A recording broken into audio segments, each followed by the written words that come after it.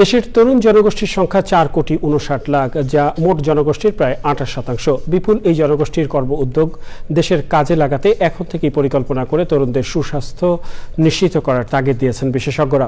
আগামীর বাংলাদেশ গঠনে তরুণ প্রজন্মের সুস্বাস্থ্য ও সমৃদ্ধি শীর্ষক আলোচনায় ওই তাগিদ দেন বক্তারা। তারা বলেন, তরুণদের সুস্বাস্থ্য নিশ্চিত করা গেলে জনমিতির লভ্যাংশের সুযোগ কাজে লাগাবে। রাজধানীর একটি হোটেলে ওই আলোচনায় আয়োজন করে নাগরিক উদ্যোগ নামের বেসরকারি উন্নয়ন সংস্থা। আলোচনায় বেসরকারি উন্নয়ন সংস্থার প্রতিনিধিরা ছাড়াও রাজনীতিবিদ, শিক্ষক, সাংবাদিক, গবেষণা কর্মী এবং সমাজের পিছিয়ে পড়া জনগোষ্ঠীর পক্ষে প্রতিনিধিরা অংশ নেন।